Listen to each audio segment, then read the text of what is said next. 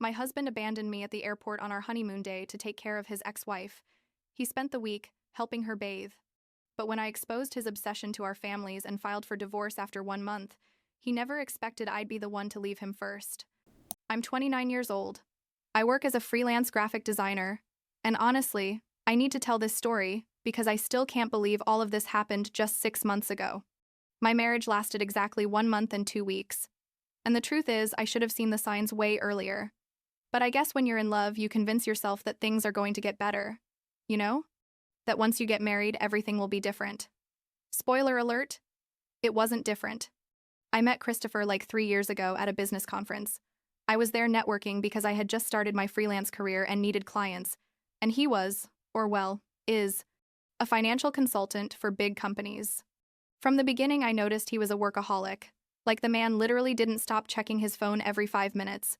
But he was also charming and fun when he disconnected from work, which didn't happen very often, truth be told. We started dating and things were going well. I mean, not perfect, because he always canceled plans for last-minute meetings or because some client needed something urgent. But I thought, well, that's how it is when you're building a career. I'm also busy with my projects. I can understand it. What he didn't tell me until like 6 months into dating was that he was still very good friends with Victoria, his ex-wife. And when I say very good friends, I mean they talked almost every day.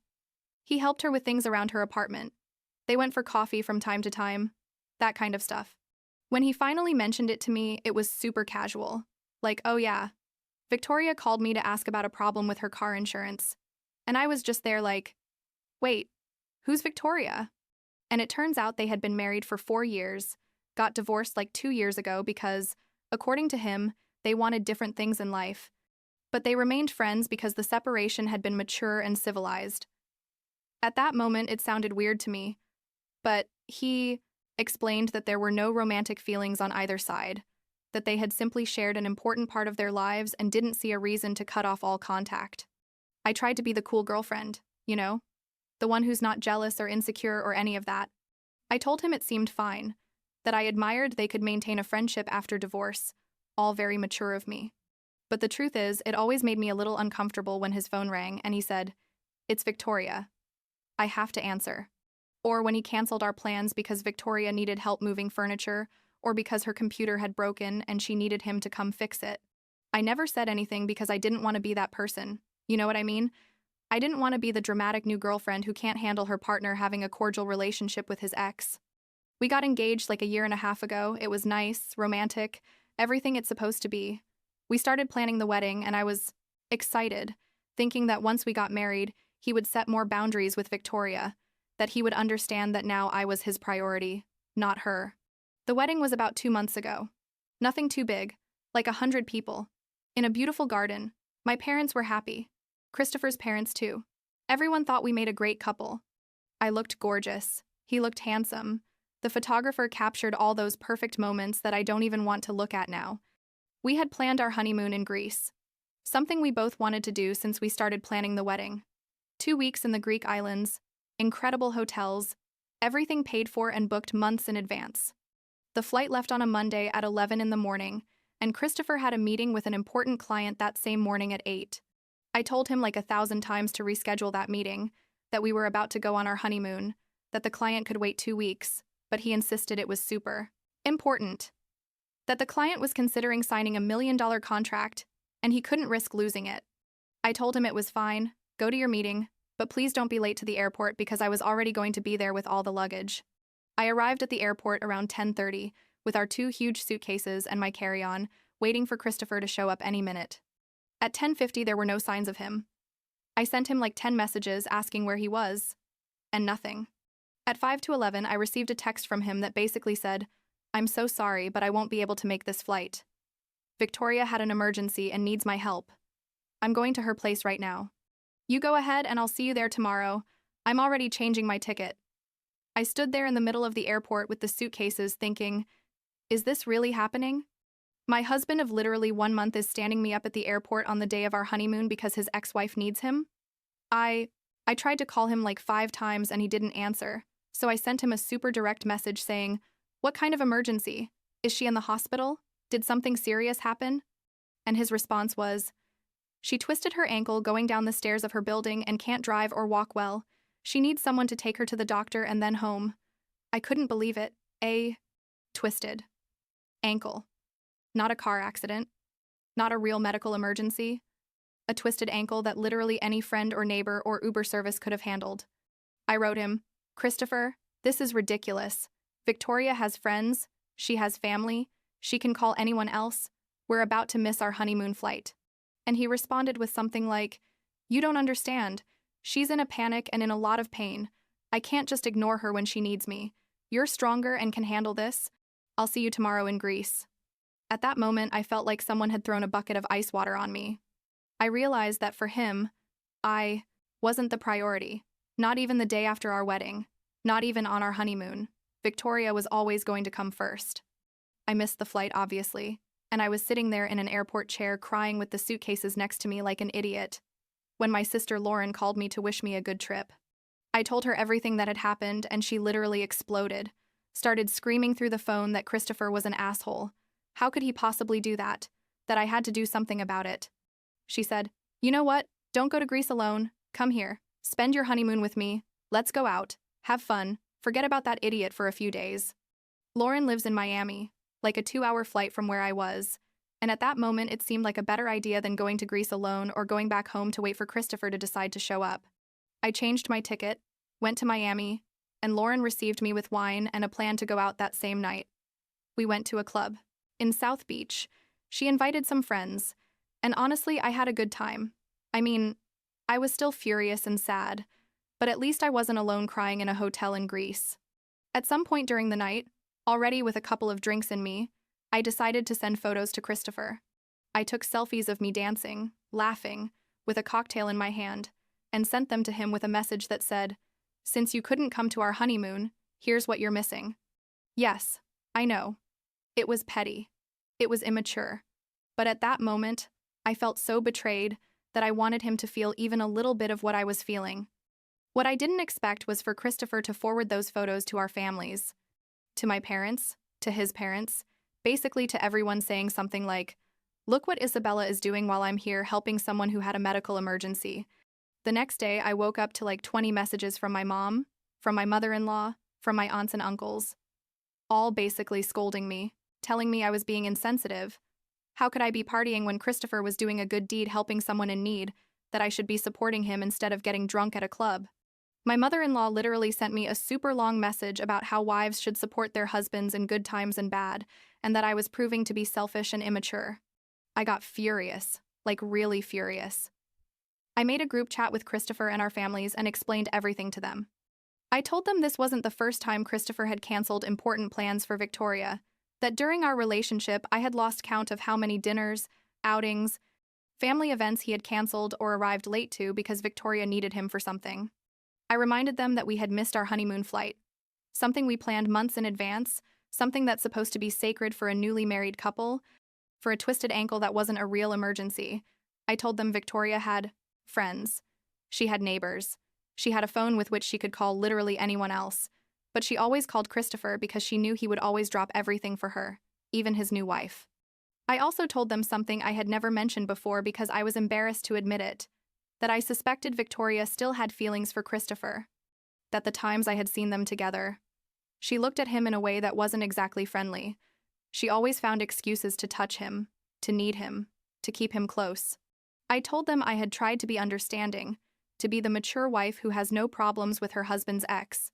But there was a limit, and Christopher had completely crossed it.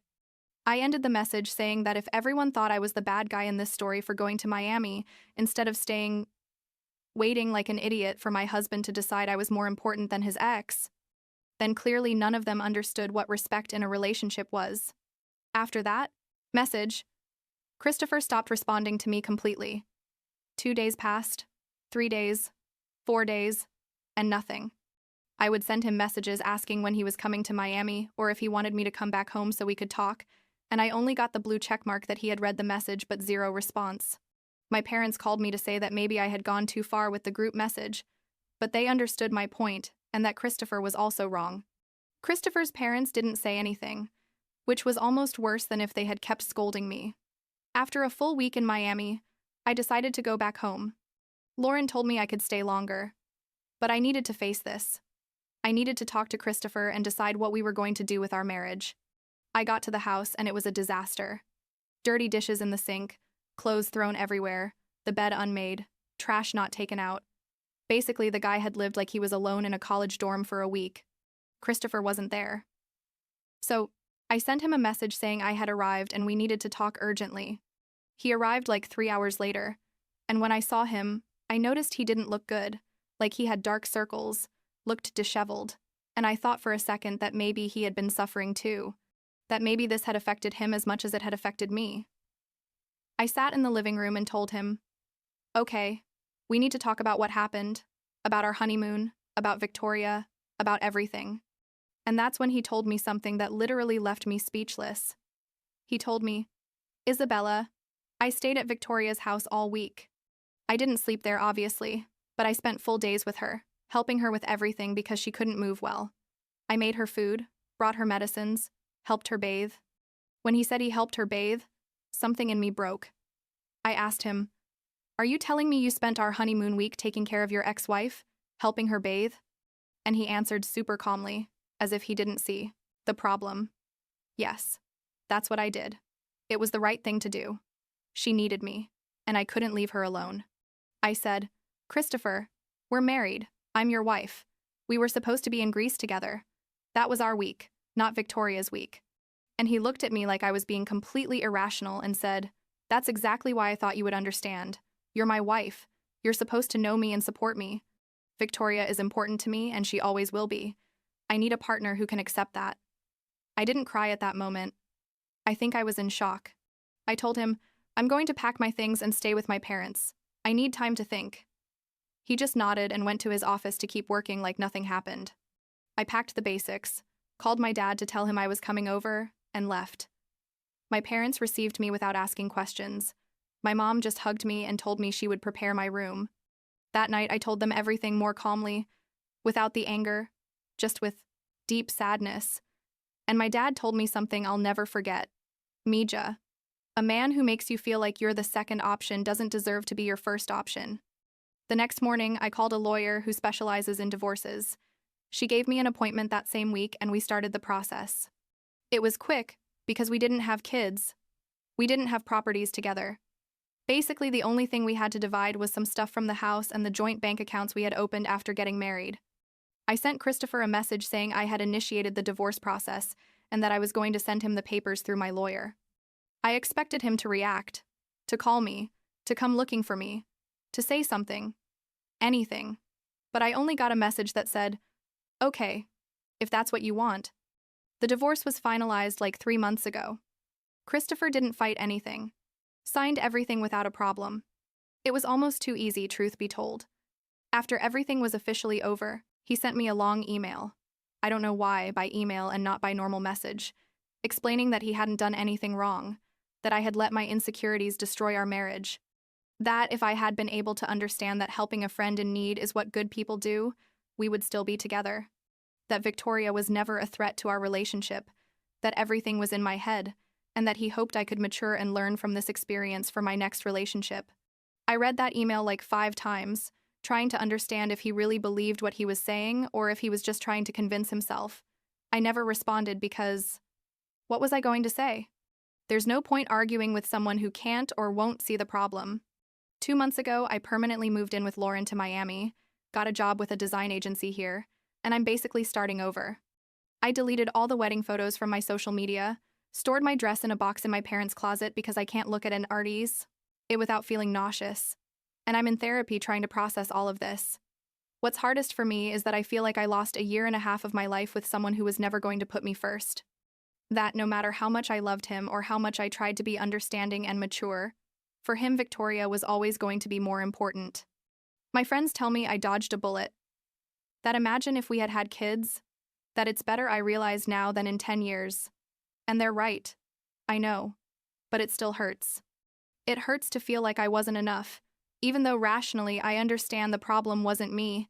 It was him and his inability to establish appropriate boundaries with his ex. Last week, my mom called to tell me she saw Christopher and Victoria together at the supermarket, and they looked very comfortable, very close. I wasn't surprised at all. Part of me always knew they would end up together again. Or maybe they never really ended. Not emotionally, at least. I wondered if he finally realized he wanted her. Or if she manipulated him into letting go of our marriage. But in the end, I decided it doesn't matter. What matters is that I got out of that situation, that I walked away from someone who didn't value me, and that now I have the opportunity to find someone who will put me first without me having to ask for it. I still wear my engagement ring sometimes, not on the finger where it goes, obviously, but on a chain as a necklace, and people ask me what it means. I tell them it's a reminder that I deserve better, that love shouldn't feel like a competition, that I'll never again settle for being anyone's second option. I guess that's my way of getting something positive out of this whole mess, you know?